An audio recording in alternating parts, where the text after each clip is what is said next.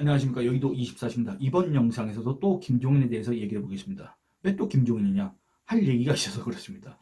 제가 첫 번째 영상에서는 김종인이라는 사람이 지금 왜 정치권에 들어와야 되느냐? 김종인은 뇌물수수 전과자고 지금 현재 우리 국민이 바라는 공정과 상식 정의에 어울리지 않는 사람인데, 그리고 심지어는 이준석을 지지하는 그 한 줌 될까 말까 하는 그 자칭 2030 남성들 있지 않습니까? 이 사람들도 우리 사회가 너무나 불공정하다 이렇게 여기고 불만을 갖고 있는 사람들 아닙니까? 그래서 이준석을 통해서 뭔가 개혁을 하고 싶다. 왜 그런 생각을 하는지 모르겠는데 갑자기 또 그런 의문이 듭니다. 대체 아니 그런 생각을 갖고 있는 사람들이 왜 이준석을 지지하는지 모르겠습니다만 어쨌든 그런 사람들이 가장 싫어하는 유형의 사람이 김종인이 아닐까, 이런 의문을 제기해봤습니다. 두 번째 영상에서는 제가 무슨 얘기를 했느냐, 김종인 씨가 일각에서는 킹메이커라고 불리는데, 알려져 있는데 왜 알려져 있습니까? 근거가 없기 때문에 그냥 알려졌다 이렇게 얘기하는 겁니다. 왜 김종인이 킹메이커란 근거가 없느냐 이렇게 반문하실 분이 계시겠지만, 제가 그 영상에서 아주 자세하게 물론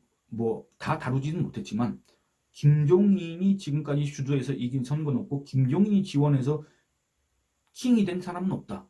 박근혜 전 대통령, 박근혜 전 대통령은 박정희 전 대통령의 후광과 박근혜 전 대통령이 그동안의 정치권에 들어와서 만들어 놓은 그만의 이미지, 그리고 그때 당시 보수 대결집 이런 것들이 이루어져서 대통령이 당선된 거 아니겠습니까? 거기에 김종인의 흔적, 김종인의 기여도를 그 누가 얘기할 수가 있겠습니까? 김종인도 지금 얘기하지 못하고 있지 않습니까? 경제민주화? 경제민주화에서 대체 뭘 어쨌냐 그겁니다.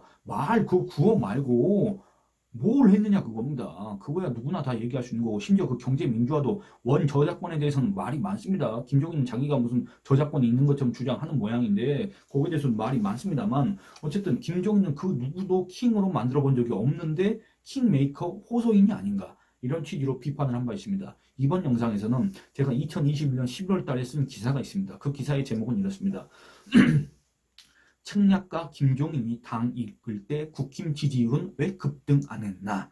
이런 제목의 기사입니다. 이걸 한번 여러분들하고 같이 읽어보려고 합니다. 이게 뭐냐면 킹메이커로 알려진 김종인의 실상, 이거를 지적했듯이 이겁니다. 책략가라고 알려져 있지 않습니까? 이준석 씨가 김종인 씨를 가리켜서 정무적 감각이 탁월하다 이렇게 얘기를 했지 않습니까? 김종인은 뭐 스스로 짜르 이런 소리를 듣는 걸 좋아합니다. 제가 김종인 씨 인터뷰를 할 때도 그런 거 할 때도 전혀 거리낌 없이 부끄러움 없이 그게 좋은 의미인 줄 알고 짜르다, 자기 별명이 짜르다 뭐 이런 식으로 얘기를 하는데, 그 짜르라는 게 뭡니까?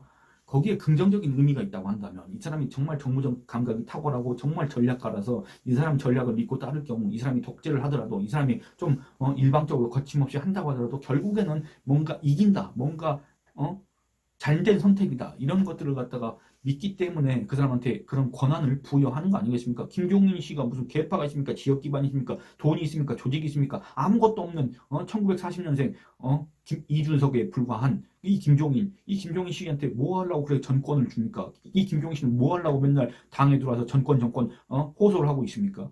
어쨌든 능력이 있어야 됩니다. 실력이 있어야 됩니다. 당을 이끌 실력이 있어야 되고 당 지지율을 올릴 실력이 있어야 되고 그 누군가를 선거에서 이길 수 있도록 할 그 실력이 있어야 됩니다. 그래야만이 김종인 씨가 국민들 앞에서 인정을 받고 뇌물수수 전과자지만 지금까지 정치권에서 버티고 있을 단 티끌만한 명분이라도 있다 그겁니다. 근데 과연 그럴까? 거기에 대해서 얘기를 해보고자 합니다. 다시 한번 말씀드리겠습니다. 2021년 11월 달, 그러니까 대선 때 총괄 선대위원장을 하니 많이 고르고 있을 때 이준석이가 김종인을 데리고 와야 된다, 김종인 없으면 뭐 어쩌고 저쩐다, 뭐 이럴 때 그때 쓴 기사입니다. 책략가 김종인이 당 이끌 때 국힘 지지율은 왜 급등 안 했나? 부제목: 김병준은 해체 직전 당마타 10%에서 20%로 끌어올렸는데 김종인은 이렇습니다. 물어봤습니다. 기사 내용을 한번 같이 읽어보도록 하겠습니다. 윤석열 국민의힘 대통령 후보가 15일 오전 서울시 용산구 소재 그랜드 하얏트 호텔에서 열린 김종인 대한발전전략연구원 이사장의 출판 기념회 축사에서 정치개혁뿐 아니라 국가의 대개조에 필요한 시점에 또다시 김 박사, 여기서 말하는 김 박사는 김종인입니다. 김 박사께서 역할을 또 하셔야 할 때가 이제 다가오고 있지 않나 생각한다며 그동안 쌓아오셨던 경륜으로 저희를 잘 지도해 주시고 이끌어 주길 부탁드리는 마음을 갖고 있다고 지켜 세웠습니다. 윤석열 후보는 또 진영과 관계없이 어느 정당이나 자기들이 일탈하고 궤도에서 벗어나 당을 정상화시켜야 한다고 할 때 늘 김 박사를 소방수로 모셔왔다고 하면서 김 박사는 특정 이념, 진영, 정파에 갇혀 있는 분이 아니라 늘 국민을 생각하는 실사구시 철학으로 무장된 분이다. 이렇게 또 주장을 했습니다. 저는 이 주장에 전혀 동의하지 않습니다. 여러분들 어떠십니까? 이 같은 윤석열 후보의 김종인 평가는 주관적인 면이 강하다. 또 당 정상화가 과연 무엇인지도 불분명하다. 그럼에도 김 이사장이 정말 소방수였는지 당 정상화에 특화된 사람인지 살피기 위해서는 그의 실적을 먼저 봐야 한다. 김종인 이사장은 2020년 5월 22일부터 지난 4월 8일까지, 그러니까 2021년 4월 8일까지 거의 11개월 동안 미래통합당 또는 국민의힘 비상대책위원장으로 활동했다. 당 대표격이었던 셈이다. 이 기간 김 이사장의 실적을 평가할 수 있는 대표적인 지표는 바로 당 지지율이다. 그가 당 대표격으로 있을 당시 국민의힘 지지율은 얼마나 올랐으며 그 과정에서 김 이사장의 기여는 무엇인지 살펴야 한다. 그에 앞서 김종인 이사장의 실적을 객관적으로 판단하기 위해 2018년 지방선거 참패 이후 8개월 동안 자유한국당을 수습했던 김병준 비상대책위원장, 그 후 1년 2개월 동안 당을 이끌었던 황교안 대표의 재임기간 지지율과 비교해야 할 필요가 있다. 이후 언급되는 당 지지율은 한국갤럽이 매주 진행하는 정당 지지도 정례 조사 결과를 인용한 것이다. 추석, 설 등 명절에 따른 연휴가 있는 기간이나 업체 사정이 있는 경우에는 정례 조사를 생략했다는 점을 먼저 밝힌다. 2018년 7월 16일 김병준 전 교육부총리가 지방선거에서 대참패를 해 사실상 난파선이나 다름없던 자유한국당의 비상대책위원장을 맡았다. 김 위원장, 여기서 말하는 김 위원장 김병준입니다.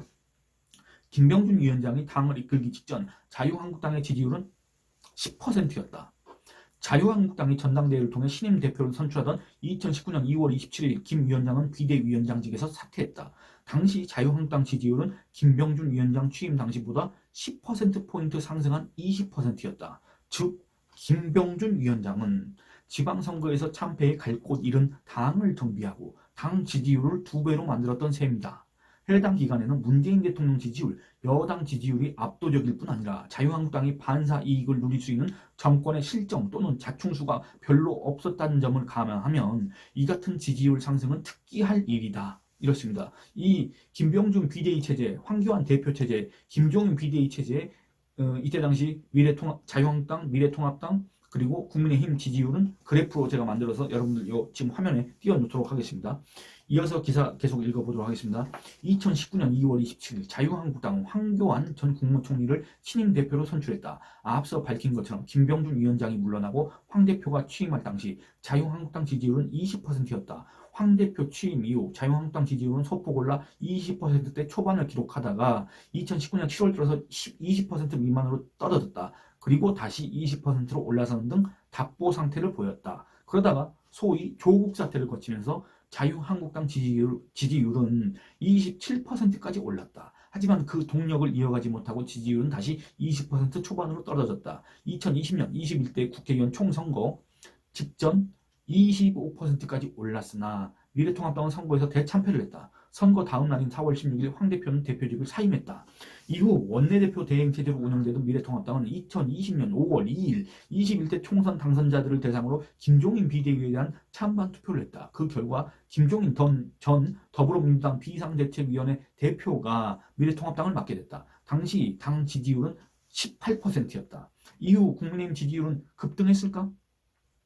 김병준 비대위원장 시절과 같은 지지율 변화가 있었을까? 결론적으로 그렇지 않다. 김종인 위원장의 취임 이후 미래통합당 지지율은 여기서부터가 중요합니다. 2020년 5월 4주차 18%, 2020년 6월 1주차 17%, 2020년 6월 2주차 18%, 2020년 6월 3주차 19%, 2020년 6월 4주차 20%, 2020년 7월 1주차 21%, 2020년 7월 2주차 20% 등을 기록했다.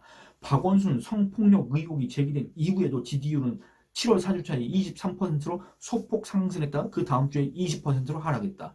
사실상 김종인 위원장 취임 이후 미래통합당 지지율은 제자리 걸음만 했다는 얘기다. 그러다가 더불어민주당이 강행한 임대차 3법이 국회에서 가결된 직후였던 2020년 8월 1주차, 2주차 조사에서 각각 25%, 27%를 기록해 상승하는 듯 했지만 이내 주저앉았다. 같은 해 10월 3주차 조사에서는 17%로 떨어졌다. 이후 소폭 회복했지만 2021년 2월 4주차까지 국민의힘 지지율은 23%에 불과했다. 지난 3월 2일, 여기서는 2021년 3월 2일입니다. 참여연대와 민주사회를 위한 변호사 모임이 한국토지주택공사 직원들이 3기 신도시 등지에서 자사사업과 유관한 토지를 조직적으로 사들였다는 의혹을 제기했다. 이는 각종 부동산 실정, 임대차 3법 강행, 주택 매입 대출 규제와 보유세, 양도세 인상으로 신음하던 국민들의 분노를 촉발했다. 그 덕분에 국민의힘 지지율은 지속적으로 상승해 서울 부산시장 보궐선거가 있었던 4월 1주차에는 28%를 기록했다. 김종인 위원장은 서울 부산시장 보궐선거 이튿날인 4월 8일 그 직에서 물러났다. 표면적으로는 김종인 비대위가 있을 동안에 국민의힘 지지율은 18%에서 28%로 상승했다. 하지만 참여연대와 민변이 제기한 LH 투기 의혹에 따른 지지율 상승분을 제외하면 김종인 위원장이 국민의힘을 이끌 때 지지율 변동과 관련해서 극찬할 수 있는 대목을 찾기는 힘들다. 이 같은 국민의힘 지지율 흐름을 봤을 때 김종인 이사장에게 당 정상화에 특화된 소방수, 킹메이커란 별칭을 부여하는 건 객관적으로 설득력이 떨어진다고 할 수 있다. 그간 친여단체로 분류된 참여연대와 이때 당시에 이제 여당이 더불어민주당이었기 때문에 친여라는 표현을 썼습니다. 그간 친여단체로 분류된 참여연대와 민변에 LH 투기 의혹이 없었다면 김 이사장, 여기서 말하는 김 이사장은 김종인입니다. 김종인은 황교안 전 대표와 비슷한 실적을 냈다는 평가를 받을 뻔했다고 볼 수 있다.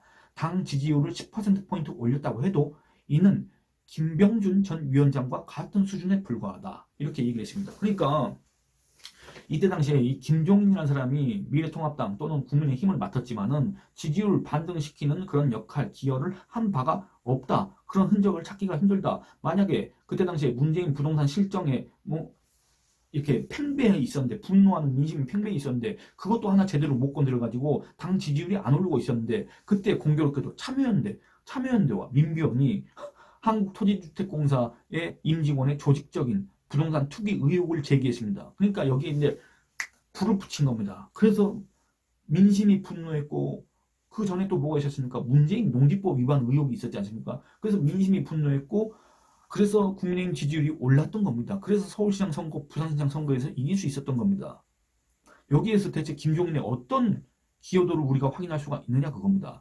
설사 그렇다고 하더라도 김병준 자유한국당 비대위원장 시절에 그 김병준 체제에서 당 지지율을 2배나 올렸지 않습니까? 이런 일을 한 적이 없습니다, 김종인은.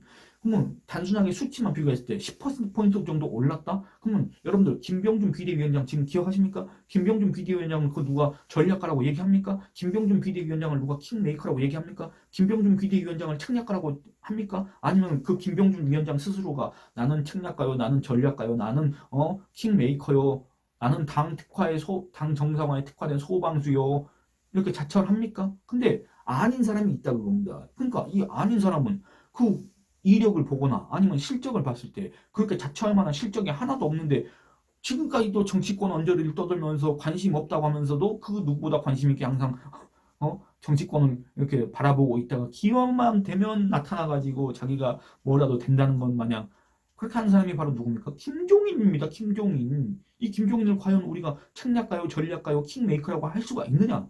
여러분들 제가 지금까지 읽은 기사 있지 않습니까? 일부러 천천히 읽긴 했습니다만 이 기사 인터넷 들어가면 바로 보실 수가 있습니다. 만약에 이 읽는 걸로 별로 공감이 안 되신다고 한다면 한번 읽어보시길 바랍니다. 김종인이라는 사람의 실체에 대해서 지금까지도 김종인은 정말 대단한 사람이야, 김종인은 정말 전략가야, 김종인은 정말 킹메이커야 라고 생각하시는 분들이 계신다면 제가 쓴 이 기사를 읽고 그 생각을 다시 한번 여러분들이 재고해 보시기 바랍니다. 이 영상은 이만 줄이도록 하겠습니다. 감사합니다.